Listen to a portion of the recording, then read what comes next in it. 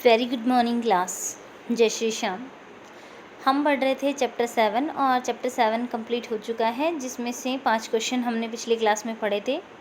आज हम बात करते हैं क्वेश्चन नंबर 6 की। क्वेश्चन नंबर 6 है, फैक्ट्रियों एवं आवासों की मांग की आपूर्ति हेतु वनों की अनवरत कटाई हो रही है। क्या इन परियोजनाओं के लिए वृक्षों की कटाई न्यायसंगत है? इस पर चर्चा कीजिए और एक संक्षिप्त रिपोर्ट तैयार कीजिए। देखो, फैक्ट्रियां बनाने के लिए, रहने के जगह के लिए या फिर खेती के लिए हम बात करें, पेड़ों के वनों को काटा जा रहा है और वहाँ पे फैक्ट्रियां बनाई जा रही हैं। क्या फैक्ट्रियां बनाने के लिए पेड़ों को काटना सही है? बिल्कुल सही नहीं है, क्योंकि फैक्ट्रियाँ से हम मान लीजिए कोई फैक्ट्री हम वहाँ पे लगा रहे हैं, जैसे हम अपना कोई काम शुरू कर रहे हैं, तो वो तो दूसरी जगह पे भी हो सकता है, या ये अगर नहीं भी हो तो इतना नुकसान नहीं है जितना नुकसान पेड़ों को काटने से है। पेड़ों से हमें बहुत सारे लाभ है। अगर हम सबसे इम्पोर्टेंट बात करें तो पेड़ पौधों जो होते हैं वो हमें प्राणदायी जो वायु है, यानी ऑक्सीजन, हमें पेड़ पौधों से मिलती है। अगर हम भोजन की बात करें तो प्रत्यक्ष और परोक्ष, यानी डायरेक्ट और इनडायरेक्ट दोनों ही रूप में अगर हम बात करें तो खाने के लिए हम पेड़ पौधों पर ही निर्भर करते हैं। इसी तरह से पर्यावरण के अंदर जो अगर हम बात करें, कई तरह के जो चक्र हैं, जैसे जल चक्र की हम बात करें, तो ये सारे के सारे वनों पर निर्भर करते हैं।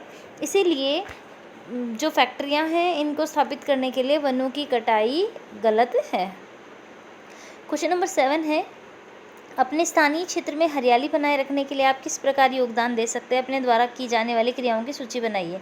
यानी आप जिस जगह पे रह रहे हैं उस एरिया में आप हरियाली बनाए रखने के लिए क्या क्या कर सकते हैं? तो ज़्यादा से ज़्यादा संख्या में पेड़ पौधे लगा सकते हैं।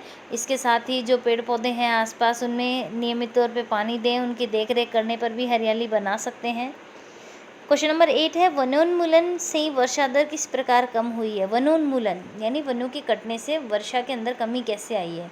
देखो, मोस्टली क्या होता है, जो बारिश होती है, बारिश के पानी को वाष्प में बदलने का काम ज़्यादातर जो है वो पेड़ पौधे करते हैं। यानी वर्षा जल का जो वाष्प में बदलना है, वो उसका अधिकांश भाग जो होता है बारिश के पानी का, उसको वाष्प में पेड़ पौधे ही बदलते हैं।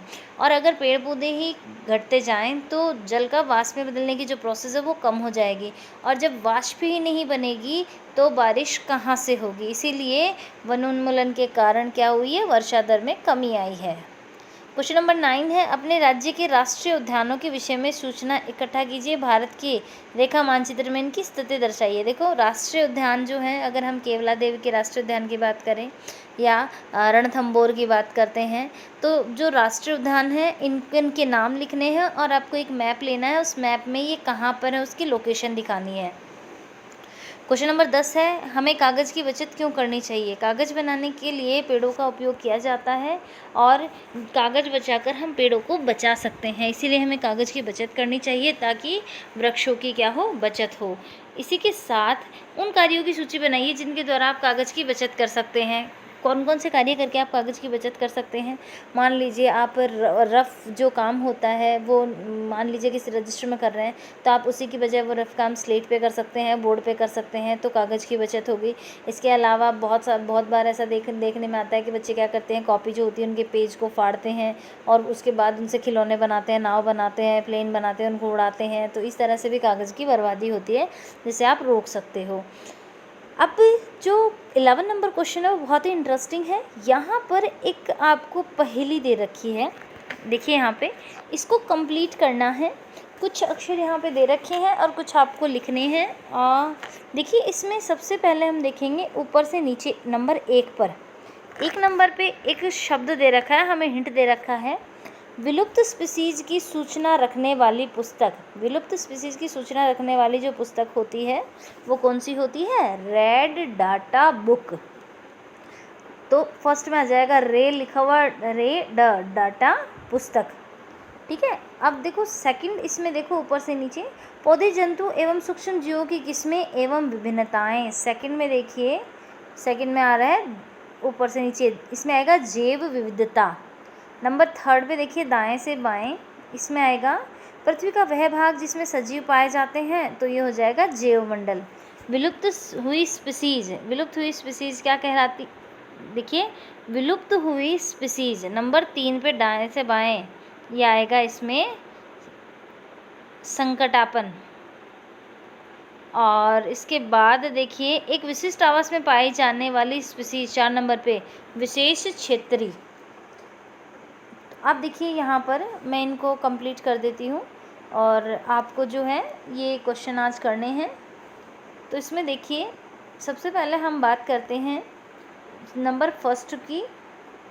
नंबर फर्स्ट पे जो है इसमें रे लिखा हुआ है, इसमें आएगा रेड, फिर इसमें आ जाएगा डाटा और इसमें आएगा पुस्तक, और यहाँ पर जो है वो आएगा संकट, संक आएगा, इसके संकटापन, ये क ही होगा ओनली।